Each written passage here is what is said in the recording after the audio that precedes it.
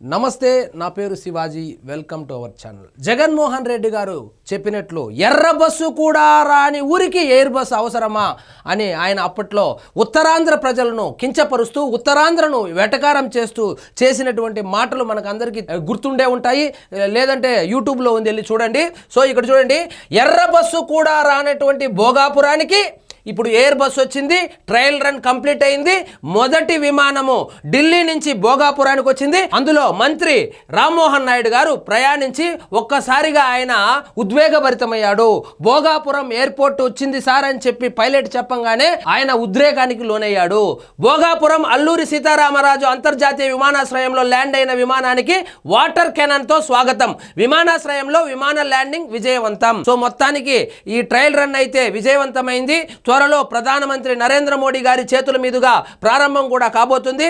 So ఈ ఎర్ర bus కూడా రానటువంటి భోగాపురం ఏదైతే ఉందో, వెనకబడినటువంటి ఉత్తరాంధ్ర జిల్లాలు ఏవైతే ఉన్నాయో, ఒకప్పుడు ఉత్తరాంధ్ర అంటేనే కేవలం ఓటు బ్యాంకుగా వాడుకునే వాళ్ళు, వలసలకు ప్రసిద్ధిగాంచినటువంటి ఉత్తరాంధ్ర ఈరోజు అంతర్జాతీయ విమానాశ్రయంతో కలకలలాడబోతుంది.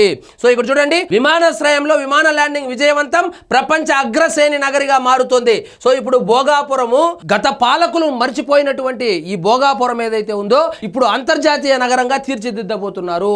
సో జగన్మోహన్ రెడ్డి గారు ఒక 2 రోజులుగా ఎవరికో పుట్టినటువంటి బిడ్డను నా బిడ్డ నేను స్కూల్ ఫీజు కడతాను, నేను స్కూల్ ఫీజు కట్టాను అని చెప్పి హడావిడి చేస్తున్నాడు వాళ్ళ సాక్షి మీడియాలో. సో వాస్తవానికి భోగాపురం విమానాశ్రయానికి జగన్మోహన్ రెడ్డి గారికి ఎటువంటి సంబంధము లేదు. ఆయన అధికారంలోకి వచ్చిన తర్వాత రివర్స్ టెండరింగ్ అని పిలిచి ఆ జిఎంఆర్ వాళ్ళని రివర్స్ టెండరింగ్ ఎక్కువ డబ్బులు కట్టబెట్టారని చెప్పి రివర్స్ టెండరింగ్ లో క్యాన్సిల్ చేపించి మళ్ళా జిఎంఆర్ వాళ్ళకే ఇచ్చాడు. ఇదే జగన్మోహన్ రెడ్డి జిఎంఆర్ కంపెనీ ఏదైతే ఉందో, ఈ ఎయిర్పోర్ట్ నిర్మాణం చేసినటువంటి జిఎంఆర్ సంస్థ ఏదైతే ఉందో అది చంద్రబాబు నాయుడు బినామీ సంస్థ అని చెప్పినటువంటి జగన్మోహన్ రెడ్డి ఈ రోజు సిగ్గు లేకుండా క్రెడిట్ కొట్టేయడానికి వచ్చాడు.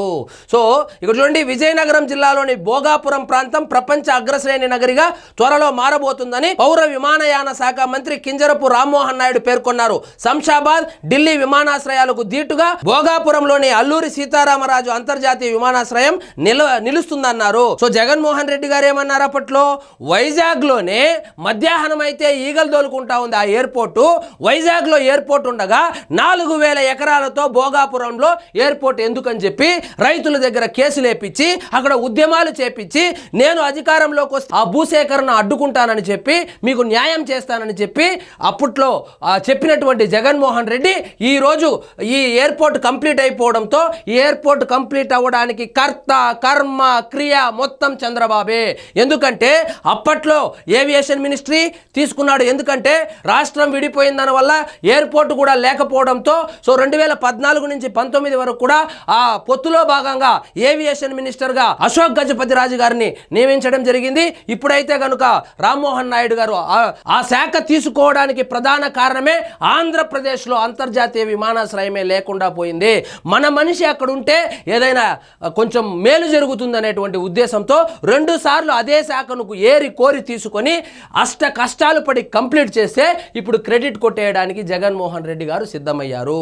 జగన్మోహన్ రెడ్డి గారు మీరేం చేశారు, భోగాపురానికి రైతులను రెచ్చగొట్టారు, కేసులు వేయించారు, ఆ జిఎంఆర్ వాళ్ళను రివర్స్ టెండరింగ్ అని ఇబ్బందులు పెట్టారు.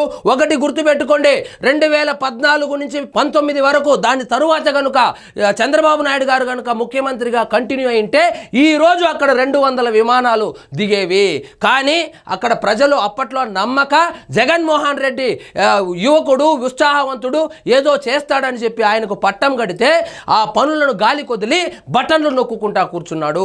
ఇప్పుడు వచ్చి కంప్లీట్ అయిపోయిన తర్వాత చెప్పి చేయడం అంటే ఇది. కేవలం 18 నెలల్లో 23% మాత్రమే కంప్లీట్ అయినటువంటి ఆ ఎయిర్పోర్ట్, ఆ 23% కూడా 2014 నుంచి 19 వరకు చంద్రబాబు నాయుడు గారు ముఖ్యమంత్రిగా ఉన్నప్పుడు చేసినటువంటి పనులే.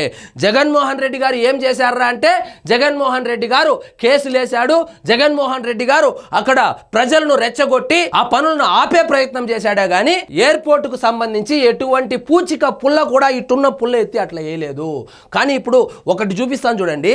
అప్పట్లో ఏ విధంగా భోగాపురం ఎయిర్పోర్ట్ మీద విషం చిమ్మారో సొంత సాక్షి పేపర్లో ఇక్కడ చూడండి. అప్పట్లో 2018లో ఏమని రాసిస్తాడు సాక్షి పేపర్లో? వ్యాపార ఆరాటం భోగాపురం ఎయిర్పోర్ట్ అని చెప్పి సాక్షాత్తు 10వ తారీఖు 3వ నెల 2018లో ఆర్టికల్ రాయించినటువంటి జగన్మోహన్ రెడ్డి ఇప్పుడు సిగ్గు లేకుండా వచ్చి నేను భోగాపురం ఎయిర్పోర్ట్ కట్టినాను అంటాడు. భోగాపురంపై 7 సంస్థలకు ఆసక్తి. భోగాపురం ఎయిర్పోర్ట్ బాధిత గ్రామాల్లో మళ్ళీ ఉద్రిక్తత ఎందుకు వచ్చింది? ఈయన రెచ్చగొట్టే వ్యాఖ్యలు చేయడం, ఆయన ఒక వర్గానికి కొమ్ముగాసి అక్కడ రైతులను రెచ్చగొట్టి ఆ భూ సమీకరణను అడ్డుకునేటువంటి ప్రయత్నాలు చేశాడు. భోగాపురం ఎయిర్పోర్ట్ భూసేకరణపై హైకోర్టులో పిటిషన్ ఎవరు వేశారు, ఎవరు వేయించారు? అక్కడ భోగాపురంలో అడిగితే చెప్తారు. ఎట్టి పరిస్థితుల్లోనూ భూములు లాక్కోనివ్వం ఎప్పుడు చెప్పాడు? 2015లో 5వ నెల 10వ తారీఖు ఏం చెప్పాడు? ఎట్టి పరిస్థితుల్లోనూ భూములు లాక్కోనివ్వం. సో భూములు సమీకరణే జరగకుండా నువ్వు అడ్డుకుంటే మరి ఎయిర్పోర్ట్ ఇప్పుడు ఎట్లా కంప్లీట్ అయ్యింది? సో కష్టాలు పడి చంద్రబాబు నాయుడు గారు కంప్లీట్ చేస్తే ఎవరికో పుట్టిన పిల్లలను నా పిల్లలను చెప్పుకోవడానికి నిజంగా ఇది సిగ్గుచేటు జగన్మోహన్ రెడ్డి గారు. గట్టిగా పోరాడతా, గట్టిగా నిలబడతా. దేనికి గట్టిగా పోరాడతా? భోగాపురం ఎయిర్పోర్ట్ ను కట్టడానికి గట్టిగా నిలబడినటువంటి వ్యక్తి చంద్రబాబు నాయుడు అయితే, గట్టిగా ఆపడానికి గట్టిగా నిలబడినటువంటి వ్యక్తి జగన్మోహన్ రెడ్డి. ఇక్కడ చూడండి, నేను చెప్పేది కాదు. సాక్షిలో 2015 5వ నెల 10వ తారీఖు ఏమని స్టేట్మెంట్ ఇస్తాడంటే, గట్టిగా పోరాడుతా, గట్టిగా నిలబడతా భోగాపురం రైతులతో వైఎస్ జగన్. గట్టిగా పోరాడి, గట్టిగా నిలబడి ఈ భోగాపురం ఎయిర్పోర్ట్ ను ఆపే బాధ్యత నాది అని చెప్పి మాట ఇచ్చినటువంటి జగన్మోహన్ రెడ్డి ఈ రోజు సిగ్గు లేకుండా వచ్చి నేను ఎయిర్పోర్ట్ కట్టినాను అని చెప్పి ఆయన వచ్చి కబుర్లు చెప్తాడు. జగన్మోహన్ రెడ్డి గారు ఒకటి గుర్తుపెట్టుకోండి, మీరు ఏదైనా కట్టినాను అంటే ఎవరు నమ్మరు, మీరు ఏదైనా కొట్టేసినారంటే టక్కును నమ్ముతారు. ఏదైనా చెబితే జనాలు నమ్మేలాగా ఉండాలి కానీ జనాలు గాండ్రించి ముఖం మీద ఉమ్మేలాగా ఉండకూడదు. జగన్మోహన్ రెడ్డి గారు, మీకు భోగాపురం ఎయిర్పోర్ట్ ఏం సంబంధము?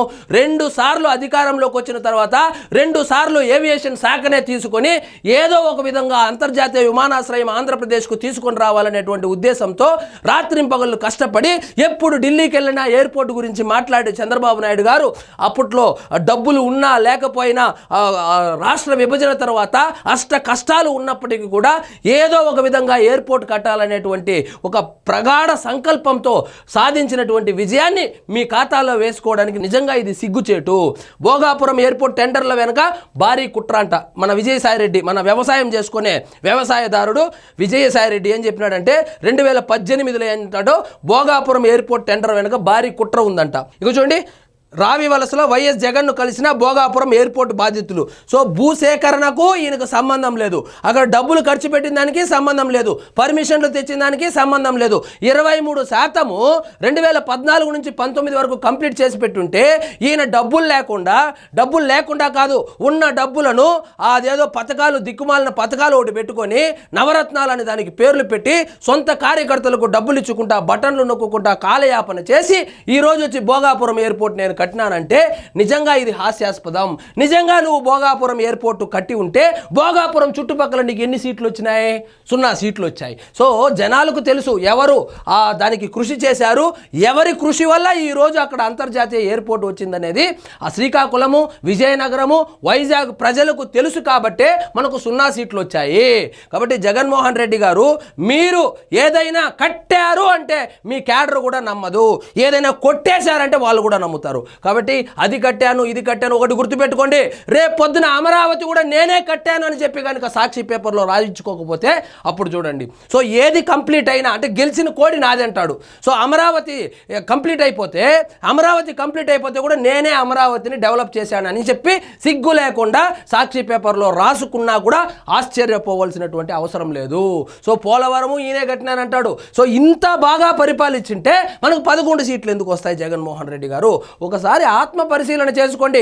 నోటికొచ్చినట్లు పేపర్ మన చేతిలో ఉంది కదా, పెయిడ్ బ్యాచ్ సోషల్ మీడియాలో వర్క్ చేస్తూ ఉంటారు కదా అని నోటికొచ్చింది మీరు చెబుతా పోతే గూగుల్ మర్చిపోదు, ఇట్టా కొడితే అట్టా వచ్చేస్తుంది. మీరు చేసినటువంటి పాపాలు మొత్తం గూగుల్లో, ఇంటర్నెట్లో, సోషల్ మీడియాలో నిక్షిప్తమై ఉంది.